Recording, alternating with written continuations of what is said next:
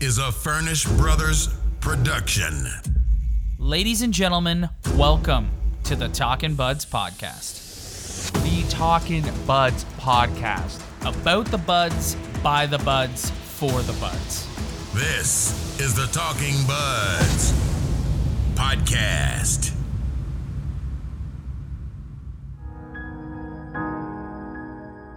And now, here's your host, Rob and Ryan.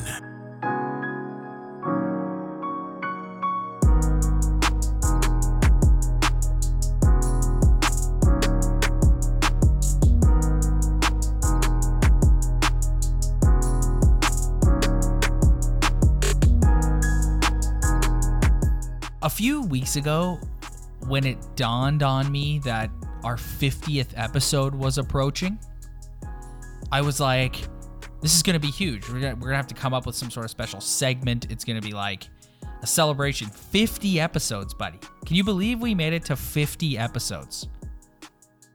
50 episodes. Cheers to that, baby. Oh, yeah. Consistency.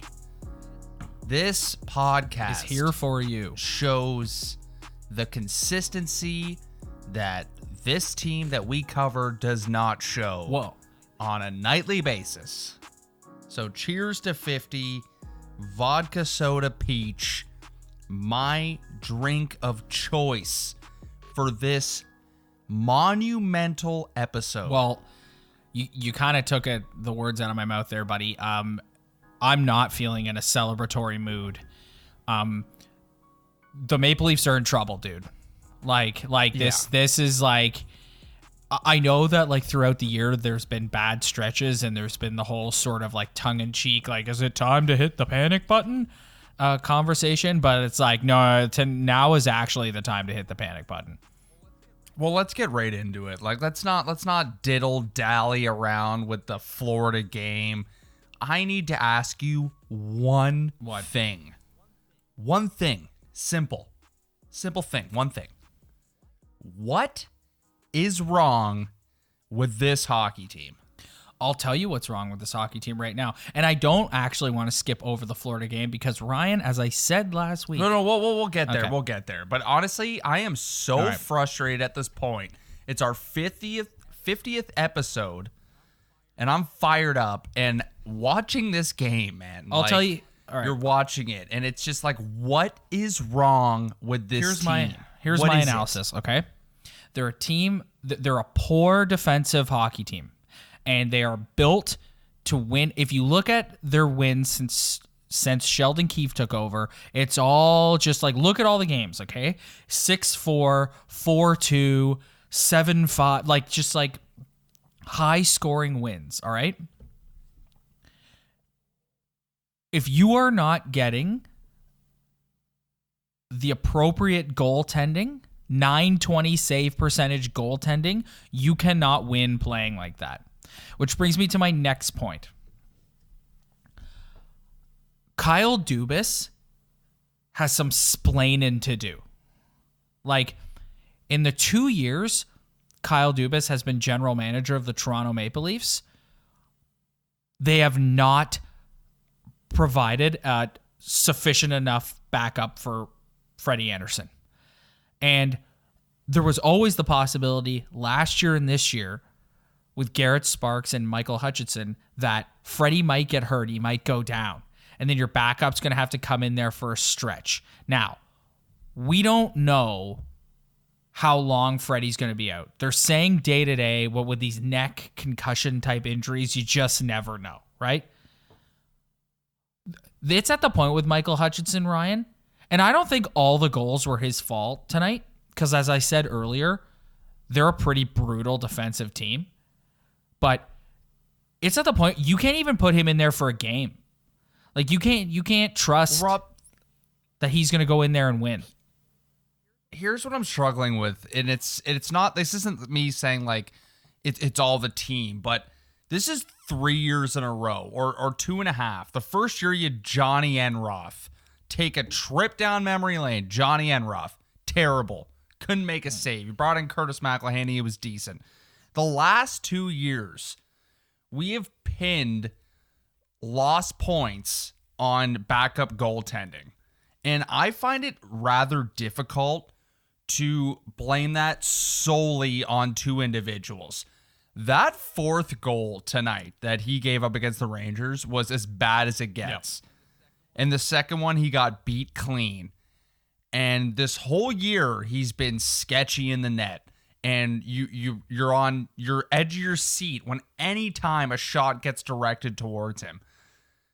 But are we at the point where we're willing to blame backup goalies for playoff losses or not making the playoffs? Like, I'm having a hard time doing it. Like, are we going to just hang this all on the backup goaltender? No. We're not hanging it all on the backup goaltender, Ryan, but he's a below average goalie. Like, no, he's terrible. I'm not saying like tonight. I totally agree. Ryan. If he doesn't let that fourth goal in, it's a different game. And Monday against Florida, like, dude, the go-ahead goal that he let in against Florida, like that, like it sucks the life right out of them. And so it's like, is it all his fault? No, because no one has highlighted more than you and I how difficult it is to be a goalie in front of this team. Like, no one has highlighted that more than us. But you need to make a big save, and he can't make a big save. He just can't. No, he can't. And I totally agree with that. But, like, I'm just watching this team, and I think it's because we're too close to it. I don't have the time to sit down and watch other games around the NHL. I wish I could. I wish I could be an absolute hockey mastermind and know every team's efficiencies, but all I do is watch this hockey team. We do this podcast. We are huge fans. We set our time aside to watch this team play at the most inconvenient time sometimes. But it's like I'm almost too close to it. It's like I'm watching them. They have tons of talent. Their best players, 39 goals. Some of their best players have more than a point a game or close to a point a game. And they go down tonight and they're losing. And you're just like, you're looking at the standings and you're like, what is happening? What is going on? I don't know. What is wrong with this team? Like, yeah, they're horrible defensively, but they got a ton of talent. That's all the media's been telling me. It's all I've been watching. It's all I see in the stats and the articles and what I read. But yet I'm watching tonight and it's just like, this league is hard. Your best player is scoring goal. Your best player is in contention to win the Rocket Richard Trophy. So it's like, so what are we looking at here? Are we looking at secondary scoring? Is that not good enough? Is it just all on the blue line because the blue line sucks? Is it the backup goaltending? Ryan, I gotta be honest with you, man. Like, I have a really hard time putting this on the forwards right now. Like, I really do. Like, maybe if you wanna talk about them as a team in the defensive zone, sure. But like, I think I thought this is 2 games in a row now, the Florida game and the Ranger game, where I don't think they played that bad. It's just It's not the Florida game. They played well. The Panthers were awful. They dominated them that whole game, and they lose because they have. This is why. Because they have mental lapses in the defensive zone. They have, first of all, the defense just simply isn't good enough. Okay, Cody Ceci, well documented, especially after the Florida game and on this podcast for weeks, one of the worst hockey players I've ever seen. Okay, Rasmus Sandin, talent for days, but he's a kid. And he's just getting into the league, and he's too slow and he's too soft. It takes really long time for a defenseman to figure it out in the National Hockey League. Yes, and that's totally fine, but for now, he's too soft and he's too slow. And Cody Ceci's terrible. And Tyson Barrie, like you said, is awful. Travis Dermott scares me sometimes. And for a guy who is seen as the future and a guy we're going to have to pay, like, he kind of scares me sometimes. I'm not going to lie. Like the kid a lot. And Hull and Muzzin. But he scares me. Hull and Muzzin. And then Hull, I'm not a Justin Hull fan. I've been on this podcast before. I think he's a boring hockey player. I don't think he's very good at all. No. Like, I think he's overrated a lot. Yeah, it's a nice little story. Came out of the press box. But, like, nah, I'm not a huge fan. And Jake Muzzin is okay. I don't mind. They're set up Muzzin to be a high-powered offensive team, and that's how they beat teams. And they're going to give up goals. And the counter argument against the way this team is built from the people who don't like it has always been, well, you're not going to win in the playoffs like that. This isn't sustainable. You're not going to have ultimate success in the National Hockey League with a team that's constructed like this. And then the people who are on Team Dubas are like, no, you are, because if you dominate puck possession, that's how you win games. But it's like, sure, but when your goaltending is allowing goals, like the fourth Rangers goal tonight, it doesn't matter how often you have the puck. And when your defense is struggling as much, and it's not all on the six guys back there, Ryan. Like, them as a collective unit, the whatever combination of five guys are out there, when they're in the defensive zone, it's not good. No, it's forwards included. That's why I have a hard time. Like, I've played enough hockey, watched enough hockey, analyzed enough hockey to know that you can't just pin everything on 2D back there. It's a 5-man unit in the defensive zone, and it's when things go bad for this hockey team, really like, bad. Man, do they go bad.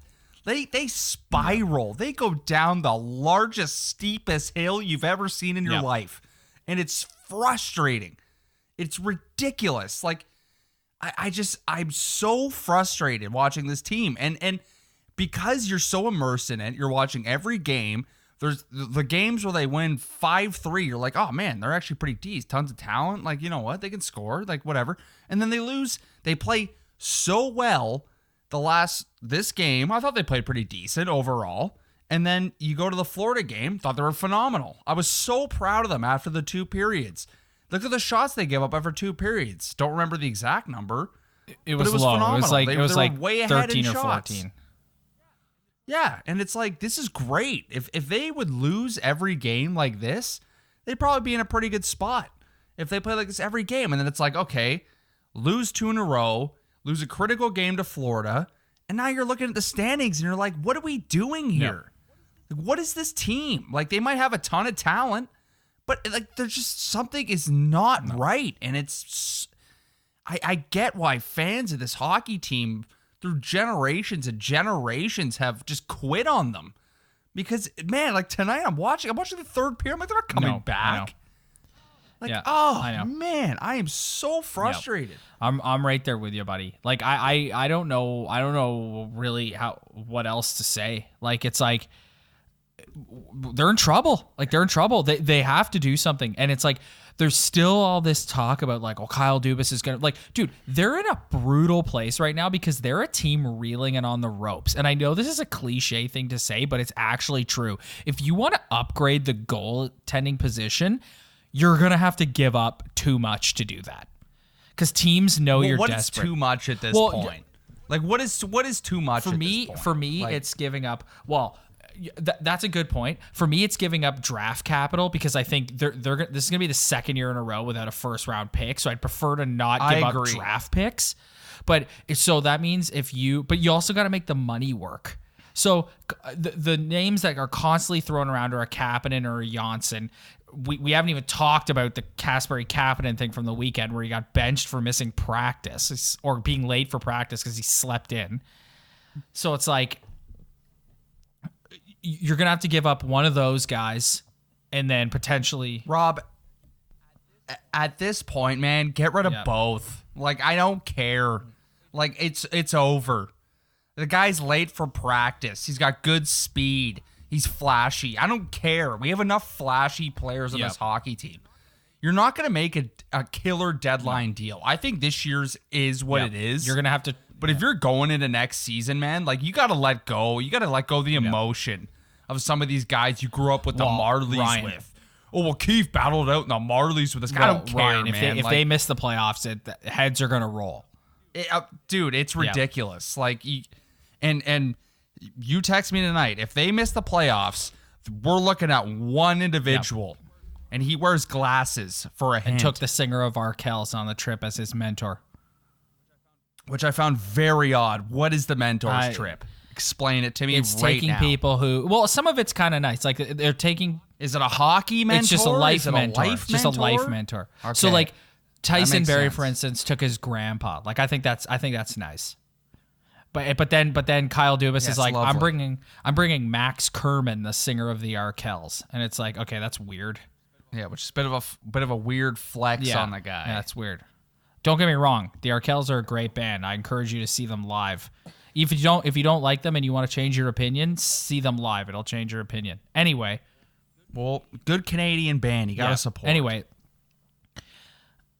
yeah, we're all gonna be looking at him because, like, Ryan, I was talking to my buddy at work today about this. This has been such a weird season. Like, think about how this season has gone. It's like, first he makes the deal in the offseason, the Nazem Kadri trade, which I think we can all agree at this point. Terrible trade. Bust of a trade. Bust of a trade. Terrible trade. Yeah, so here, right now, garbage bust trade. of a trade. We thought at the time, like, and there are people who I still see on Twitter who, like, have massive Twitter followings and, like, whatever, who are like, I still would do the trade over again. And it's like, are you insane? Yeah, whatever, buddy. Like, yeah, okay. You keep looking on those analytics, all right, buddy? Yeah. Go ahead. Useless stats. That's what those are. Look at the standings. That's the only stat that matters. 100%.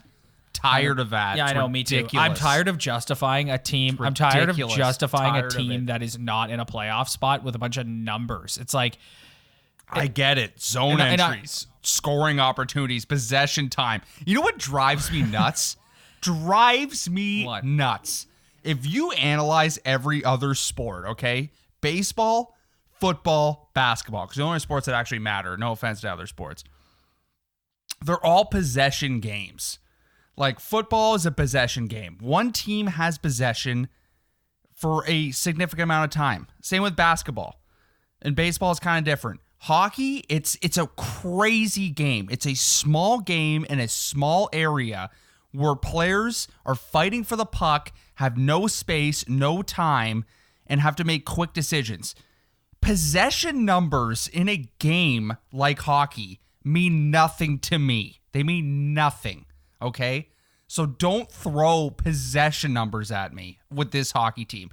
Look at the standings. That's all that matters. Ryan, you realize that possession is the philosophy in which Kyle Dubas has built this team. And that's nice, okay? Like, if your team, like, if you look at the Bruins, I don't have the Bruins analytics in front of my face, but I'm sure they're very strong. I'm sure they have possession more times than not.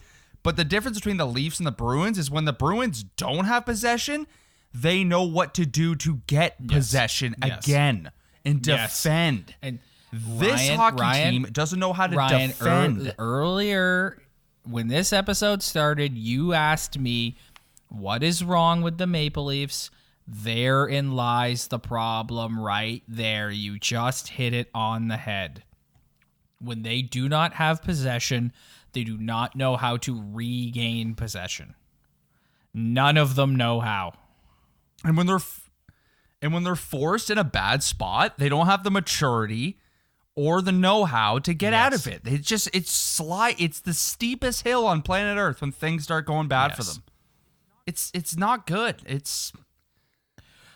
I'm so, man, like, this is ridiculous. I can't believe we're on this episode being like, oh, they're going to make the playoffs. What do you mean they're not going to make the playoffs? Like, it's Ryan. It's a distinct possibility. Like, when you're losing, when you're at this point, when you're at this time of the year and you're in the position that they're in, where you're battling like they are, and you're dropping games in regulation, it's not good.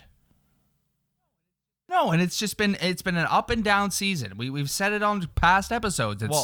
It's win 4, lose 3, win 5, lose 4. Like, I want to revisit that because, like, I was thinking about it holistically today, and, like, just this whole year has been so odd. Like, it started with the Kadri trade, which we said is bogus. Then the season starts, and, like, right away they're dealing with injuries. They have the Marner situation in camp that eventually gets solved, and then eventually, like, Babcock eventually gets fired, and they bring in Keefe, and like the backup goaltending. Like I know that you said earlier that you're hesitant to put it all on goaltending, and okay, but Ryan, Michael Hutchinson has cost this team. If you go down and look at their wins and losses, he's cost this team at least 6 points in the standings, at least. Rob, I am sorry. I will fight you on this till the end of time. There is no way I am blaming a lost playoff season on a backup goaltender. No Ryan, way. I get it. I agree with you, okay? But I'm telling you right now, they would be in a better position in the standings if they had even a slight upgrade at backup goalie. And I'm sure 31 other teams or 30 other teams would say the same thing about different parts. If only we have a better fifth defenseman or a sixth.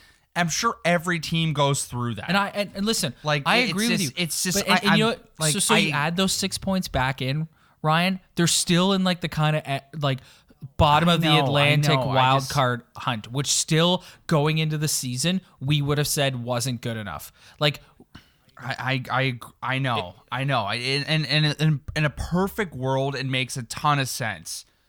Your backup goalie plays to a 900 save percentage level. Like, maybe you get 4 more points. But I had people texting me tonight about this team and being like, oh, the backup goalie. It's like, come on. You're not blaming this lost season. They wouldn't be in this position. Andersen's played more than 3/4 of the games. Like, the guy's played a ton of games. And they're still in this position. You're in this position because you're in this position. You're not just blaming it on one dude. Do they need to upgrade? Absolutely, they need an upgrade. They've needed an upgrade for 2 years. But it's like this goes deeper than that for me. It goes way deeper. You don't just quit on your goalie when he gives up a bad goal. And not just for one game, for several games. They have like, and now we're getting really deep into it here, but it's like, that's another thing, right? It's like look at the Raptors. Look at the run the Raptors are on right now.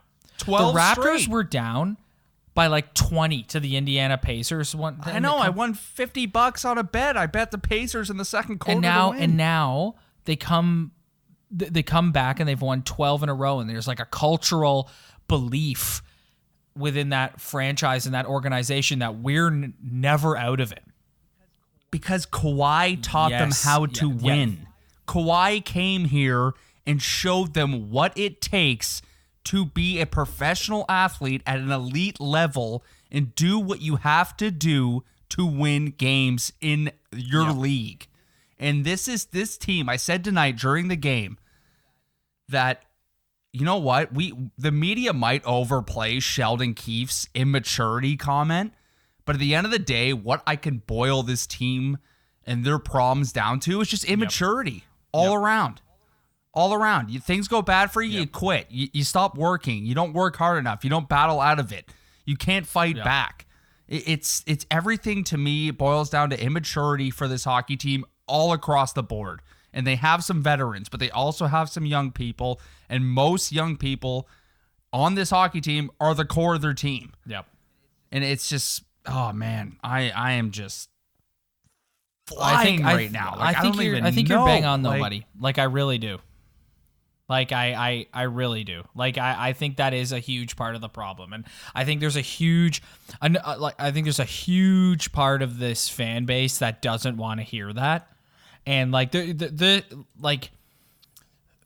dude, this is like, I don't want to, like, a lot of the Maple Leafs have acquired goaltender Jack Campbell and forward Kyle Clifford from the Los Angeles Kings in exchange for forward Trevor Moore, Columbus third-round pick in 2020 NHL draft, and conditional third-round pick in 2021. Los Angeles will retain 50% of Clifford's salary as part of the transaction.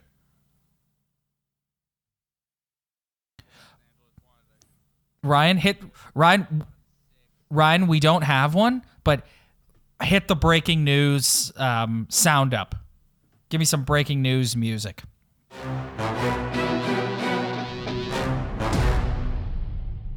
I repeat, the Maple Leafs have acquired goaltender Jack Campbell and forward Kyle Clifford from the Los Angeles Kings in exchange for forward Trevor Moore, Columbus third-round pick in the 2020 draft, and a conditional third-round pick in 2021. Tweeted 4 minutes ago by Leafs PR.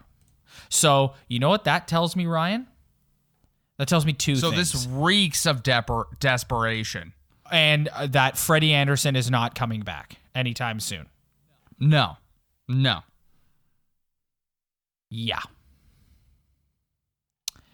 So you're taking a stab at another goaltender, which at this point is not a bad idea. Let's take a look at Kyle. Like, we're throwing flyers everywhere at this point. Yeah. This is great. Breaking news on this podcast. 50th episode. This is probably the first time where we've had some sort of breaking news live while we are recording. Well, by the time everyone listens to it, they'll already know this deal, but that's not the point. Well, I don't care. You'll laugh when you're listening to it. I know our listeners. Kyle Clifford. Oh no, so this is Kyle Clifford. 6 goals, 8 assists, 14 points.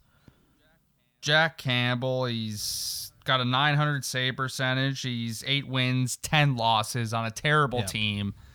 I'm sure he's some sort of an upgrade, but as I said while watching the game tonight, what this hockey market is unbelievable at is taking goalies, chewing them, and spitting them out like they're nothing. So Jack Campbell, if you get your opportunity here, good luck. Because I don't think you'd be any worse than the guy who's in here right now, but be careful if you lose 2 games in a row, because knowing this media and this fan base, it'll be on you why we're not making the playoffs. That's how irrational this fan base is. So, I guess this means it's a desperation move. Yeah. You moved a half-decent bottom 6 guy to get a flyer of a goaltender. That's basically what we did. Clearly, Kyle Dubas has a decent relationship with the Los Angeles Kings because he made the Jake Muzzin deal as well. Yes. So, and he also got them to retain half the salary. I don't care about Kyle Clifford. This is all about taking a flyer on a goaltender. Yeah. I just opened another one. That's how upset I am. I got the peach first. Now I got the vodka soda lime. Lemon lime. I've never tried the lemon lime. I know what, wasn't a huge fan at first, but growing on you. Grown to like it. That's the first time we've ever light, smooth. That's flavor. the first time we've ever broken a trade on the Talking Buds podcast. I just, as you were talking, and I was going to talk about the Leaf fan base, I just fired up my Twitter. You just broke right into it. I didn't even know it. You just got into it. I'm like, oh man, this is some breaking news here. Yeah, let's repeat it one more time for everybody. I feel like we're professional media guys. For the third and final time, the Maple Leafs have acquired goaltender Jack Campbell and forward Kyle Clifford from the Los Angeles Kings in exchange for forward Trevor Moore, Columbus third-round pick in the 2020 NHL draft, and a conditional third-round pick in 2021. So we said earlier, Ryan, we did not want them to part ways with draft capital. However, 2 third-round picks, I mean, it could be worse. We don't want to part them. We don't want to part ways with first-round capital is what we're really second saying. round, especially this year. If you want to part ways with a second-rounder in 2021, okay, but we don't have a first-rounder again this year. So your scouting staff needs to find a gem. You need to find another Pierre Engvall in that second round. I don't even know if he was a second-rounder, but that's the type of player you need to find. Yeah, good luck. Because you're going to have a lot of eyeballs on you in the offseason if it keeps going the way it's going right now. So this totally just changed the narrative of what we were talking about. So Jack Campbell's coming here, and he's getting thrown right into the fire, and he will probably start on Friday night. So, yeah, this tells me that Freddy Andersen is done for at least 2 weeks. Yep. At least. Yep. So that means they got a back-to-back this weekend. So that means Mikey Hutch is still going to play one of those games. Or do they just say, Hutch, you're done, and it's Campbell and Kaskasuo?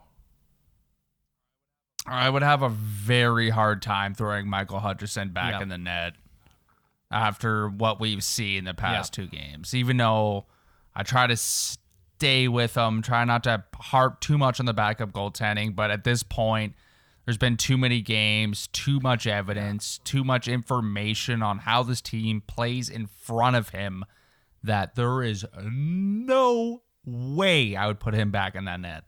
So what do you do if, like, you're Trevor Moore and his mentor.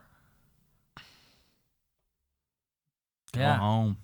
Or like Hutch and his mentor. Poor Trevor Moore. He was a legend for about half a season. Well, and he's looked pretty average since he's come back, which is You understandable. know what? Let's trade Kapanen and Janssen while we're at it, too. Two useless individuals. Let's trade them while we're at it. Yeah. Late to practice, not contributing, paid in the off season. God, man. Oh my goodness. I'm like totally thrown for a loop now that they made this deal. I'm not Yep. surprised. Desperation. Desperation. At its finest. You're right. He clearly has a good relationship with the LA Kings. Because Yes. the Kings didn't necessarily, like, giving up Moore and a couple third rounders isn't exactly holding Dubas over a barrel. No, and I've heard Brian Burke talk on 590 millions of times. And the best part about Berkey is his old school hockey stories, and he always tells the stories that there's just like 5 or 6 or 3 or 4 general managers around the league that you like to do deals with. So clearly, Kyle Dubas has a decent relationship with the LA Kings. My goodness. So this totally changes everything. So now we need to shift gears to, I don't really want to do a bum and beauty of the week tonight. Like, I'm going to be honest. Like, I thought about it. Like, well, let's just skip it for this week. Like, Here, I'll do it for you quick. Austin Matthews, beauty of the Cody week. Ceci, bum of the week. Cody Ceci, bum of the week. Or Kasperi Kapanen, bum of the week. Oh, Take yes, your yes. pick. Kapanen, There you go. bum That's of the the week. quick one right there. Yeah. I didn't want to. Yeah, late to a noon practice. You have one job. Get to practice on time. I have a question. Noon practice. That's embarrassing. I have a question for you and any of our listeners out there.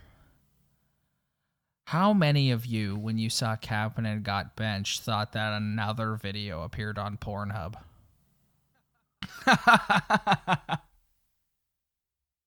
That's where my head went. I didn't want to go there, I but was you like, went uh-oh, there. there's another video. I'm like, oh, There's another jeez. video on Pornhub.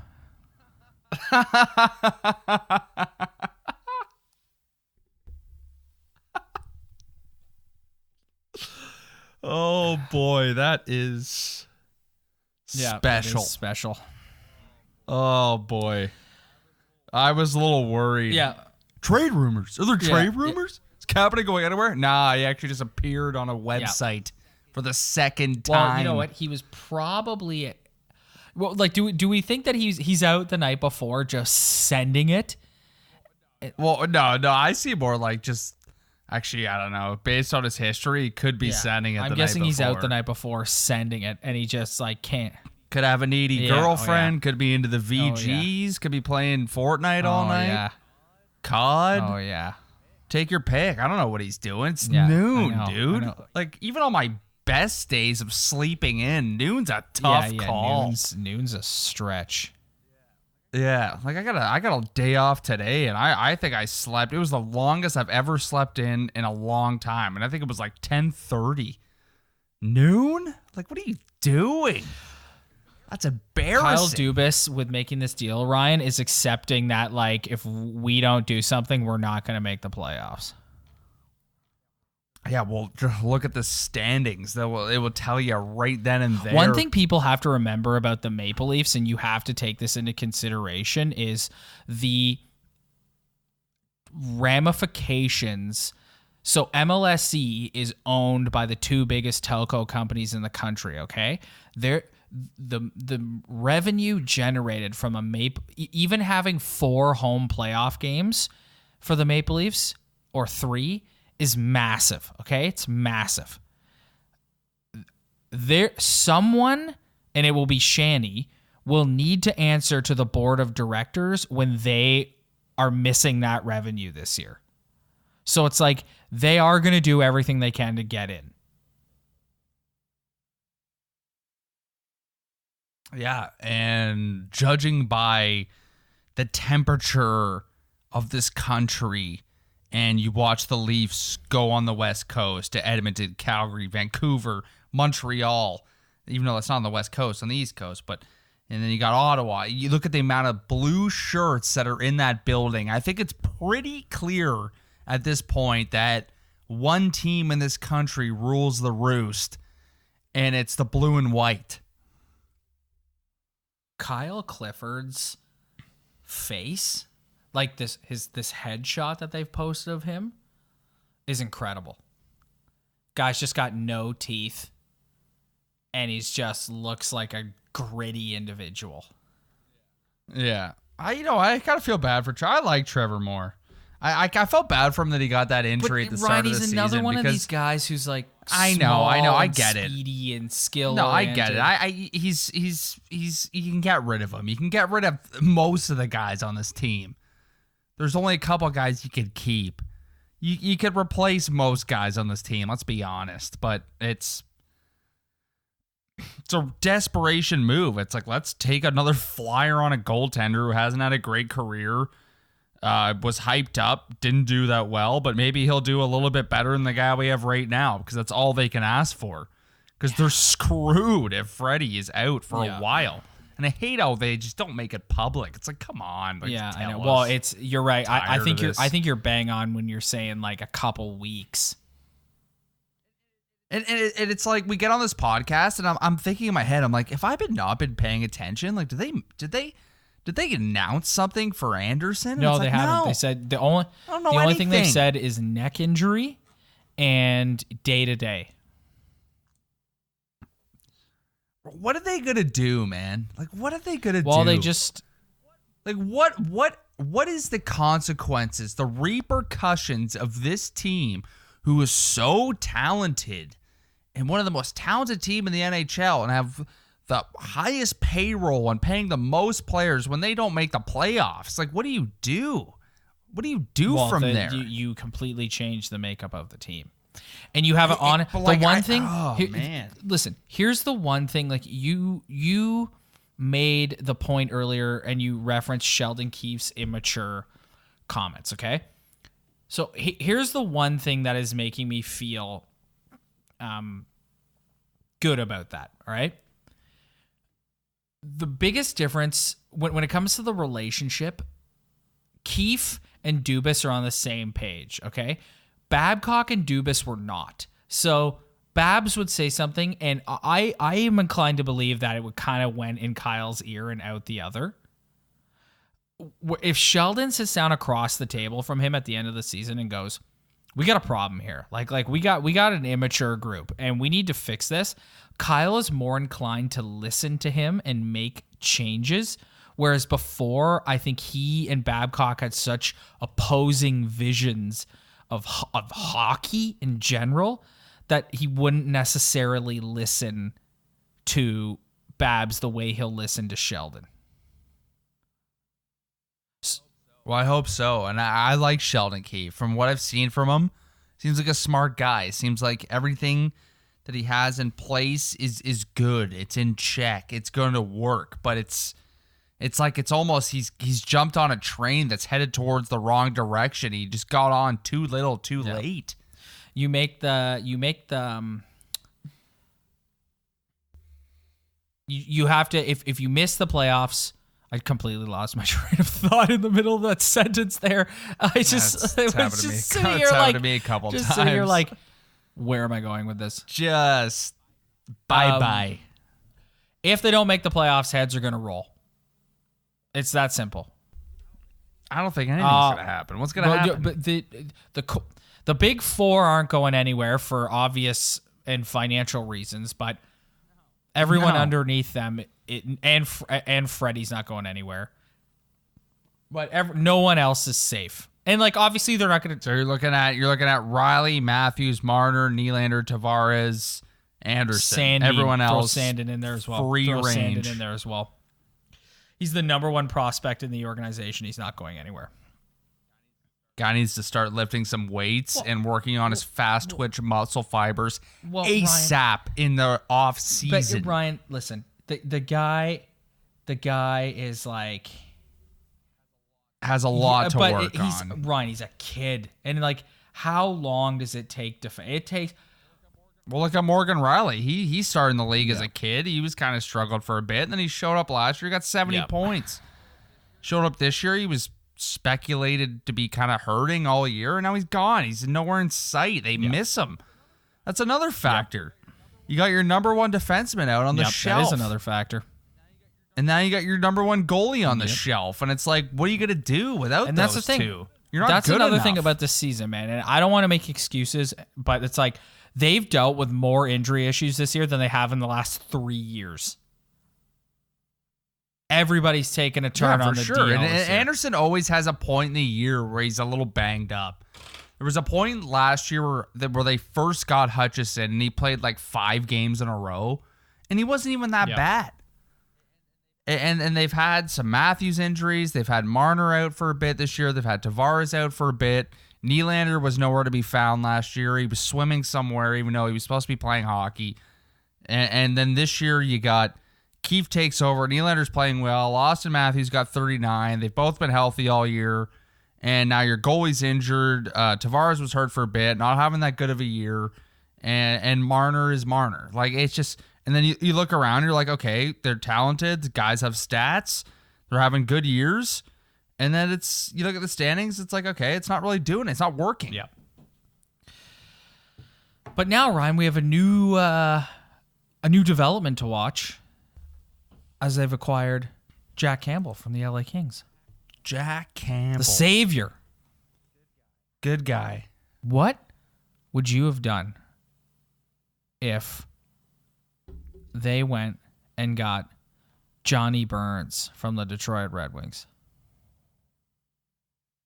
I would have called his agent personally, set up an educational video on Nelson Mandela before I had Johnny Burns take care of anything. Oh, that's the best answer you could have possibly given. That's what I would have done. And for anyone who hasn't seen that clip, I beg you to type in on YouTube Jonathan Bernier, Nelson Mandela. You will not regret it. And if you have a bad case of secondhand embarrassment, I do not recommend watching this. You will not regret it. You will cringe. And feel bad and be embarrassed for another human being. Yep. That was even better than my Kapanen Pornhub reference. You topped me. That's terrible. I show people that, like, for people who aren't big hockey guys or big Leaf guys who would have known that happened. I'm sure some of you on this pod who are listening to this pod probably haven't heard it either. So I beg you to go search it up. It is just, oh my goodness. It is top level embarrassing. Like, whoa. Yikes. All right, buddy. I think we've got it out of our system for this week. We look ahead. They got the Anaheim Ducks on Friday and then the Montreal Canadiens on Saturday. Nice. I'm looking forward to that Saturday game. So you are predicting that Casimir Kaskasuo plays one of those games and Jack Campbell plays the other. Yeah, I would have especially after that trade. It's so soon after that game. Like, I was wondering if maybe they had it in the works or like it was like an immediate reaction. Yep. I highly doubt it was immediate reaction, knowing how GMs operate or how they make you believe they operate. I'm sure he's made an inquiry before, but like a part of me wonders that like halfway during this game he just called the Kings GM and was like, yo, like, can we do anything about this? Because this is atrocious. Or like he had that sitting in the hopper, and then that fourth goal went in and he just called him up and was like, do it. Let's go. Yeah. So I think it'd be a very tough ask to put Mikey Hutch back in the net, because any new guy they'll put in the net, they'll have a little more incentive, a little more motivation. Like, let's not do it again. Let's not put a new guy in the net and go out and play awful and not play well on our own end and just completely ruin another guy's career because that's what this team is very good at, is ruining backup goalie careers. It's the third goalie in the row they've done that to. So yeah, I think it's time to put a new goalie in there and kind of maybe light a spark under this group because they need it desperately. And on that note, Rye, we will wait. We will patiently await the debut of Jack Campbell as the new Maple Leafs goalie. Backup goalie. Yeah, I know. Campbell. Thanks for downloading this week, everybody. We will catch you next week.